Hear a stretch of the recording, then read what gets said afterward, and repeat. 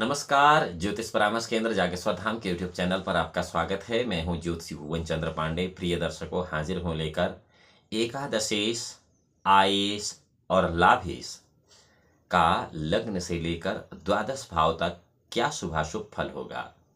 जन्म कुंडली में 11वें घर को एकादशेश, 11वें घर के स्वामी को एकादशेश भी कहते हैं, 11वें घर के स्वामी को लाभेश भी कहते हैं और एकादश घर के स्वामी को आयेश भी कहते हैं। यहाँ से इन मुख्य चीज़ों का विचार किया जाता है। पूर्व की तरह मैंने आपको बताया कि ये जो लग्न से लेकर 12 घर हैं, इनमें एकादशेश, द्वादशेश किसी भी जन्म कुंडली में कोई भी अलग ग्रह हो सकता है, परंतु काल पुरुष की कुंडली को यदि देखा जाए तो मेष लग्न की कुंडली में एकादशेश शनि होता है। उसका कारण है मेष वृश्चिक योर्वमः शुक्रो बृहस्पतिलाधिपो बुधो मिथुन कन्यायां मीन चापाधिपो गुरु नक्र कुंभाधिपा स्वरे कर्कस्याधिपति शशि सिंहस्याधिपति सूर्यो कथितो गणकोत्तमे।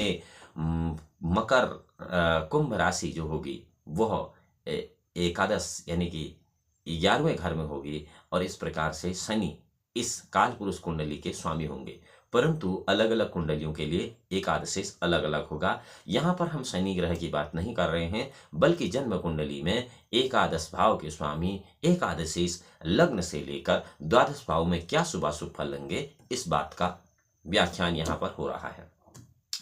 जन्म कुंडली में आपकी या किसी भी जातक की जन्म कुंडली में यदि एकादशेश, लाभेश या आयेश लग्न में बैठा है तो ऐसा जातक सूरवीर, बलवान, दानी, सुंदर, सबका प्रिय होता है, परंतु तृष्णा दोष से, तृष्णा किसे कहते हैं? हीन भावना से अल्पायु में ही उसकी मृत्यु हो जाती है। ऐसे जातक की उम्र लंबी नहीं होती है। एकादशेश, आयेश या लाभेश एकादश भाव का स्वामी आपकी जन्म कुंडली में या किसी जातक की जन्म कुंडली में यदि द्वितीय भाव में बैठा है और यदि वह एकादशेश पाप ग्रह है तो ऐसा जातक अल्पभोगी होता है।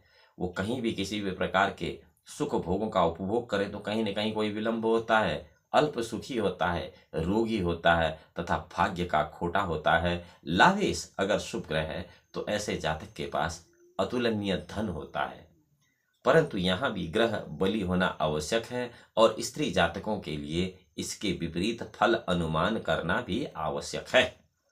एकादश भाव का स्वामी लाभेश या आयेश यदि तीसरे घर में बैठा है तो ऐसा जातक भाई तथा स्त्री का पालक होता है, उनमें प्रेम रखने वाला होता है, भाइयों के शत्रुओं का नाश करने वाला होता है तथा सुंदर स्वरूप वाला होता है। अर्थात उसके भाई के लिए अगर कोई आदमी कुछ गलत सोच भी ले तो उसका नाश कर देता है। यह एकादश भाव के स्वामी का तीसरे घर में बैठने का फल, जबकि वह बली हो। यदि वह बली नहीं है तो फिर इसके फलों में न्यूनता, अधिकता उस तारतम्यता से आएगी जैसे कि उस ग्रह का बल जन्म कुंडली में है।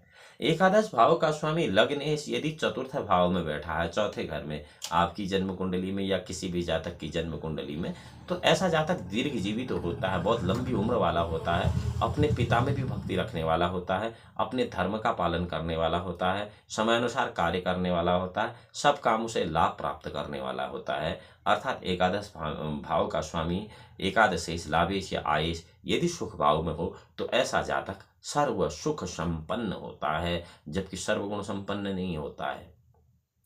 एकादश या एकादशेश या फिर लाभेश या फिर आयेश एकादश भाव का स्वामी यदि पंचम भाव में किसी भी जातक की जन्म कुंडली में बैठा है तो ऐसा जातक पिता पुत्र में प्रेम रखने वाला, समान गुणों वाला और अल्प आयु वाला होता है। इस जातक की भी आयु कम होती है। इसके लिए निदान एक अलग से वीडियो में बताया गया है, जहां पर लग्न से लेकर द्वादश भाव तक के जो लग्नेश, द्वादशेश हैं, इनके लिए क्या उपाय करना चाहिए अरिष्ट नाश के लिए, आप उस वीडियो को देख सकते हैं। एकादश भाव का स्वामी लाभेश यदि पंचम भाव में है, समान गुण वाला, पिता पुत्र में प्रेम रखने वाला, अपने घर में सभी लोगों को स्नेह करने वाला, अल्पायु जातक होता है। लेकिन एकादश भाव का स्वामी लाभेश यदि छठे भाव में बैठा है, षष्ठ भाव में बैठा है, तो ऐसा जातक शत्रुओं से युक्त होता है और दीर्घ रोगी होता है। उसका रोग असाध्य होता है, लंबा चलता है और वो आसानी से खत्म नहीं होता है। यदि लाभेश पाप ग्रह है या आय भाव का स्वामी पाप ग्रह है तो उसकी मृत्यु प्रदेश में शत्रुओं के हाथ से होती है, इसका भी ध्यान रखना चाहिए। अगर ग्रह बली है तो यह फल फिर सर्वथा सत्य हो जाता है। एकादश भाव का स्वामी लाभेश यदि सप्तम भाव में बैठा है, सातवें भाव में किसी भी जातक की जन्म कुंडली में, तो ऐसा जातक सुशील होता है, अतुलनीय धनी होता है, तेजस्वी होता है, अधिकार संपन्न होता है, दीर्घायु होता है तथा एक ही पत्नी वाला होता है। किसी कारणवश यदि कुछ दुर्घटना होगी तो दूसरी शादी नहीं करता है। ठीक इसका विपरीत फल स्त्री जातकों के लिए भी अनुमान कर लेना चाहिए। यदि किसी स्त्री जातक की जन्म कुंडली में एकादश भाव का स्वामी सप्तम भाव में बैठा है तो ऐसी स्त्री भी धनी होती है, तेजस्वी होती है, अधिकार संपन्न होती है, दीर्घायु होती है, परंतु वह भी दूसरी शादी नहीं करती है। यह सब निर्भर करता है जन्म कुंडली पर। आपके जन्म कुंडली में या किसी भी जातक की जन्म कुंडली में एकादश भाव का स्वामी एकादशेश, आयेश या फिर लाभेश यदि अष्टम भाव में बैठा है तो ऐसा जातक रोगी, मृतप्राय अर्थात बहुत घातक रोग से रोगी, हमेशा बिस्तरे पर सोया रहने वाला, दुखी तथा अल्पायु होता है। और यदि लाभेश शुभ ग्रह है तो फिर जातक जो है स्वस्थ बना रहता है। वैसे जन्म कुंडली में एकादश भाव में सर्वोत्तम ग्रह जो होता है वह केवल केतु होता है। यदि आपकी जन्म कुंडली में एकादश भाव में केतु है तो फिर समझिए आप इस दुनिया के सर्वश्रेष्ठ स्वस्थ व्यक्ति हैं। एकादश भाव का स्वामी लाभेश यदि नवम भाव में बैठा है तो जातक अनेक विषयों का, अनेक शास्त्रों का जानकार होता है, धर्म कार्य करने में प्रसिद्ध होता है, देवता और गुरुजनों का भक्त होता है। यदि एकादश भाव का स्वामी लाभेश नवम भाव में बैठा है तो ऐसे जातकों की जन्म कुंडली में ज्योतिषी का योग देखा जाता है, गणितज्ञ का योग देखा जाता है और बड़े बड़े प्रोफेसरों की कुंडली में भी यही योग होता है। यहीं पर यदि लाभेश, आयेश या एकादशेश पाप ग्रह है तो जातक बंधु विहीन होता है, अर्थात उसका कोई भाई नहीं होता है और पारिवारिक भाइयों से भी उसे अल्प सुख ही प्राप्त होता है। एकादश भाव का स्वामी एकादशेश, लाभेश या आयेश यदि जन्म कुंडली में दशम भाव में बैठा है तो ऐसा जातक माता का भक्त परंतु पिता से द्वेष रखने वाला होता है, धनी होता है, पंडित होता है, दीर्घायु होता है एवं परिवारजनों का पालन करने वाला होता है। वहीं एकादश भाव का स्वामी जन्म कुंडली में, किसी भी जातक की जन्म कुंडली में एकादश भाव में यानी कि 11वें भाव में अपने ही स्वगृही घर में बैठा है तो ऐसा जातक दीर्घायु प्राप्त करने वाला होता है, बहुत से पुत्र पौत्रों वाला होता है। उसकी पुत्रों की संख्या 4 से अधिक होती है और पौत्रों की संख्या भी। सत्कर्म करने वाला होता है, सुंदर, सुशील, लोगों में प्रधान पद प्राप्त करने वाला होता है और पुष्ट शरीर वाला तथा मनोविज्ञान से परिपूर्ण होता है। वो एक प्रकार का मनोचिकित्सक भी होता है। अधिकतर मनोचिकित्सकों की जन्म कुंडली में एकादश भाव का स्वामी एकादश भाव में ही देखा जाता है।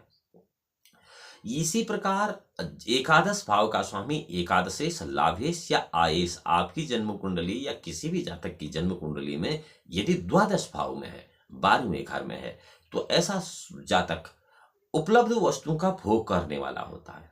उसे ज्यादा कोई इधर उधर से कमाना नहीं है, जो उसके पास साधन है उन्हीं का उपयोग करने वाला, स्थिर चित्त वाला, वो कभी विचलित नहीं होता है, उत्पाती, रोगी, मानी तथा सुखी जीवन व्यतीत करने वाला होता है। यानी कि ऐसा जातक दूसरे को तो भड़का देगा किसी भी कार्य के लिए, किसी भी वस्तु के लिए या किसी भी विषय के लिए, परंतु स्वयं उस कार्य में, उस वस्तु में और उस विषय में उसका स्वयं का चित्त नहीं होता है, अर्थात वह स्थिर बुद्धि होता है और एक हिसाब से विद्वान पुरुष भी होता है। प्रिय दर्शकों, यह तो था एकादशेश, लाभेश और आयेश का लग्न से लेकर द्वादश भाव तक शुभाशुभ फल। यहाँ आपको यह देखना आवश्यक होगा कि यह जो शुभाशुभ फल हैं यह जन्म कुंडली में तभी सही घटित होंगे जबकि यह एकादशेश बली होगा, किसी पाप ग्रह से दृष्ट नहीं होगा या फिर किसी अन्य ग्रह से पीड़ित या फिर किसी अन्य ग्रह से विकल या दृष्ट नहीं होगा। ऐसी स्थिति में यदि यह ग्रह कमजोर या निर्बल होता है तो इसके फल में फिर उसी प्रकार की तारतम्यता से न्यूनता या अधिकता आ जाएगी जिस प्रकार का बल ग्रह का होगा। ठीक इसके विपरीत स्त्री जातकों के लिए भी इसका फल विपरीत अनुमान कर लेना आवश्यक होगा। इस वीडियो में इतना ही। भगवान भोलेनाथ आपका परम कल्याण करें। अगली वीडियो में फिर से मिलेंगे आपके साथ, तब तक के लिए नमस्कार।